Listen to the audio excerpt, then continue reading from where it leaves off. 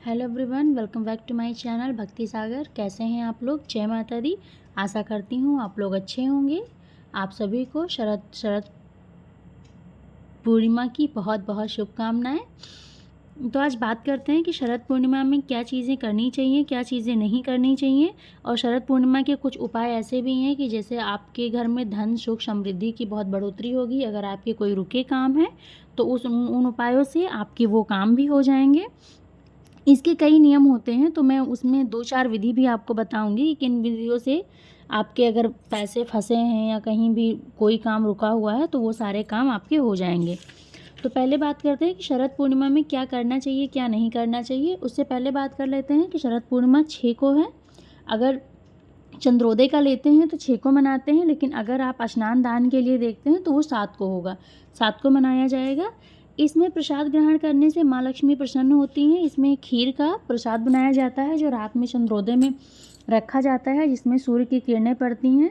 क्योंकि इसमें क्या है, चंद्रमा अपनी 16 कलाओं से परिपूर्ण होते हैं, तो इसलिए इसमें रखा जाता है। उससे चंद्रदेव का आशीर्वाद मिलता है। तो इसको खूब इस प्रसाद को आपको खुद खाना चाहिए, आपको किसी को देना नहीं चाहिए। हाँ, आप दान करना चाहें तो अन्न वस्त्र या खीर का अगर दान आप करना भी चाहते हैं तो आप सुबह के समय में कीजिए। शाम के समय में ऐसे दान करने से आपको बचना चाहिए, क्योंकि शाम को दान करने से माता लक्ष्मी प्रसन्न नहीं होती हैं। मतलब किसी और को नहीं देना चाहिए, आप खुद भी वो चीज़ें खा सकते हैं, अपने घर में खा सकते हैं, किसी बाहर वाले को नहीं दान देना चाहिए। पूर्णिमा व्रत 2 प्रकार के होते हैं, जिसमें एक तो किया जाता है इस व्रत का शुरुआत होती है कार्तिक मास की पूर्णिमा से, जिसमें दो बहनों की कथाएं सुनाई जाती हैं। उसमें पूर्णिमा की कथा होती है, और जो दूसरी पूर्णिमा होती है वो चतुर्दशी को किया जाता है। शरद पूर्णिमा के दिन आपको गलती से भी तामसिक भोजन नहीं करना चाहिए, जैसे मांस मछली अंडा या जैसे हो गए लहसुन प्याज, इन सब चीज़ों के सेवन से बचना चाहिए। इन सब चीज़ों का सेवन नहीं करना चाहिए। अगर आप व्रत नहीं रख पाते हैं तो आप हल्का भोजन करें, जिसे आपको ज़्यादा हैवी भोजन भी नहीं करना चाहिए। शाम के समय दान करने से आर्थिक परेशानियां आती हैं, इसीलिए शाम के दान से बचना चाहिए। लेकिन सुबह का दान शुभ माना जाता है। आप जैसे शाम को 6 तारीख को आप दान ना कीजिएगा, लेकिन हाँ, आप 7 को सुबह सुबह जो भी आप दान कर सकते हैं, यथाशक्ति जो भी होता है वो दान करना चाहिए। एक उपाय बताते हैं कि लाल वस्त्र में, जैसे अगर आपके पैसे कहीं फंसे हैं, नहीं आ रहे हैं, या आप बहुत परेशान हैं पैसे से रिलेटेड, तो आप एक लाल वस्त्र लीजिएगा। उसमें एक लौंग, एक इलायची, एक सुपारी लेकर माता लक्ष्मी जी के पास में रखिएगा। उनसे प्रार्थना कीजिएगा कि माँ लक्ष्मी, मेरे रुके हुए काम हैं, जो मेरे पैसे रुके हैं वो आ जाएँ। माता लक्ष्मी के मंत्र का जाप कीजिएगा।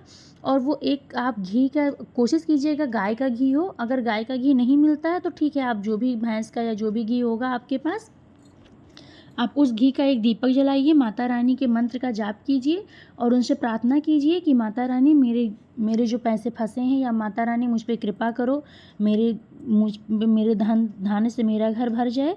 तो आप ऐसा करने से आपके घर में बहुत जल्द ही, मतलब जैसे पैसे से तंगी जो है वो ख़त्म हो जाएगी। शरद पूर्णिमा का महत्व इसलिए भी होता है क्योंकि इसमें चंद्रमा 16 कलाओं से पूर्ण होता है। इसमें रात में होता है अमृत वर्षा होती है, इसीलिए रात में छत पे खीर रखने का महत्व भी बताया गया है। इस दिन माँ लक्ष्मी का जन्मोत्सव भी मनाया जाता है। जैसे शरद पूर्णिमा के दिन माता लक्ष्मी का जन्मोत्सव मनाया जाता है, माता लक्ष्मी की पूजा होती है, भगवान विष्णु की भी पूजा करते हैं। आप इसमें जैसे पीपल के पेड़ के नीचे भी इसकी पूजा की जाती है, क्योंकि भगवान विष्णु और माता लक्ष्मी दोनों पीपल के पेड़ के पास होते हैं। तो अगर आप वहाँ भी पूजा करते हैं तो इस बार तो शुभ मुहूर्त भी बन रहे हैं, क्योंकि सोमवार को पड़ रही है पर शरद पूर्णिमा, तो इसलिए अति उत्तम है, पूजा ज़रूर कीजिएगा। इस दिन कार्तिकेय कुमार का भी जन्म दिवस मनाया जाता है। माना जाता है कि कार्तिकेय जी का भी जन्म इस दिन हुआ था। कार्तिक मास का भी प्रारंभ इसी से माना जाता है। अगर आपको कार्तिक स्नान करने हैं, या जैसे ब्रह्म मुहूर्त के जो स्नान होते हैं करने हैं, तो वो आप जैसे 7 तारीख से ही शुरू कर दीजिएगा, 7 अक्टूबर से। तो उसमें क्या होता है, जैसे बहुत लोग यहाँ प्रातः स्नान बोलते हैं, बहुत जैसे है, इसमें स्नान का महत्व होता है। इसमें 1 महीने आपको स्नान करना होता है। और अगर आपके कोई काम रुके हुए हैं तो एक दूसरा उपाय भी है कि आप जैसे 1 महीने के बीच में आप भोलेनाथ को रोज़ आप जैसे घी का एक दीपक जलाइए, तुलसी माता के पास भी एक घी का दीपक जलाइए, और जो भोलेनाथ के पास में अशोक सुंदरी की जगह होती है वहाँ पे आप हल्दी कुमकुम इसका लेप लगाइए, उसको अपने चौखट पे लगाइए, अपने माथे पे लगाइए, अपने कंठ पे लगाइए और उनसे प्रार्थना कीजिए कि भगवान मेरे जो कष्ट हैं, मेरे जो धन से संबंधित समस्याएं हैं, जो भी आपकी समस्याएं हैं उनको कहिए और वो विदिन 1 मंथ आपके सही हो जाएंगे। शरद पूर्णिमा को भद्रा भी लग रही है दोपहर में 12:30 बजे से रात में 10:53 तक। तो अगर आपको इस बीच कोई शुभ काम करना है या कोई बिज़नेस जैसे आपको शुरू करना है, आप सोच रहे हैं पूर्णमासी में शुरू करें, तो या तो आप पहले ही शुरू कर दीजिएगा, या तो उसकी शुरुआत आप 10:53 के बाद कीजिएगा, या तो फिर आप सबसे अच्छा समय है कि आप 7 तारीख को 9 बजे से पहले उसकी शुरुआत कीजिए, क्योंकि वो एक अच्छा मुहूर्त है, सूर्योदय भी है और पूर्णिमा भी रहेगी, तो उसमें आप कर सकते हैं। क्योंकि क्या होता है भद्र जो होता है उसमें कोई भी शुभ काम नहीं करने चाहिए, शुभ काम करने से बचना चाहिए। वैसे बहुत से लोग जो नहीं मानते हैं वो कर लेते हैं, लेकिन जो मानते हैं उनको इसमें बचना चाहिए। जैसे कोई भी आप शुभ काम ना करें उसमें तो ज़्यादा अच्छा है। बाकी इसमें भोग में अगर आप खीर नहीं बना पाते हैं, जैसे ज़रूरी तो होता है कि खीर ही आप बनाइए, अगर आप खीर नहीं बना सकते हैं तो आप चावल का भी दान कर सकते हैं। खीर के सामान हो गए, मेवे हो गए, फल हो गए, खांड हो गई, चीनी हो गई, आप जैसे इन सब चीज़ों का दान कर दीजिए, दूध हो गया। लेकिन आप ये कोशिश कीजिए कि ये सारे दान जो भी आप कर रहे हैं ये दान सुबह में करें, क्योंकि शाम में ये सब दान नहीं करने चाहिए। इससे माता लक्ष्मी रुष्ट होती हैं। और ब्रह्म मुहूर्त की बात कर लें तो ब्रह्म मुहूर्त 6 तारीख को 4:48 से 5:36 तक है, और सूर्यास्त का टाइम होगा 6:24 से 6:04 तक, 40 मिनट तक रहेगा। और खीर आप जैसे अगर भद्रा नहीं मानते हैं तो आप पहले भी रख सकते हैं, लेकिन अगर आप भद्रा मानते हैं, भद्रपद जैसे उसमें नहीं करते हैं कोई काम, तो आप ऐसा कर सकते हैं कि आप जैसे 10:53 के बाद में रखिएगा। अगर आप ढक के रखते हैं तो कोई दिक्कत नहीं है, आप रात को भी रख सकते हैं। जैसे ब्रह्म मुहूर्त में आप उसको खाइए, अपने परिवार में दीजिए, किसी बाहरी को मत दीजिएगा, लेकिन हाँ पूरे परिवार मिल के खा सकते हैं।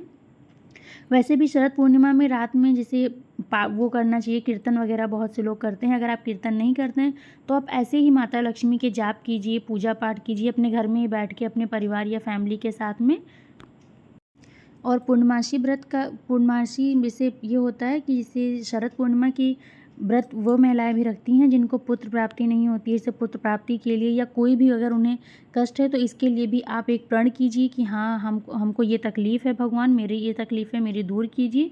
वो प्रण रख के भी आप जैसे आप 1 साल या कितने दिन भी मानते हैं, मान के शरद पूर्णिमा या जो पूर्णमासी होती हैं पूरे साल में उसका पूरा व्रत रखिए, विधि विधान से जो अखंड पाठ कीजिए, कथा सुनिए। अगर आप अखंड पाठ नहीं कर सकते हैं तो आप कथा एक ज़रूर सुनिए। कथा सुन के उसमें भोग लगा के प्रसाद ग्रहण कीजिए, और आपकी जो भी मनोकामना है उसको अपने मन में रखिए, उसको किसी से बताइए मत। अगर आपको वीडियो अच्छी लगी हो तो वीडियो के लास्ट तक बने रहने के लिए बहुत बहुत धन्यवाद। अगर वीडियो अच्छी लगी है तो प्लीज़ अपने फ्रेंड्स फैमिली के साथ शेयर ज़रूर कीजिएगा। बाकी मेरे यहाँ ऐसा ही होता है। Thanks for watching. जय माता दी। आप सभी को शरद पूर्णिमा की बहुत बहुत शुभकामनाएं।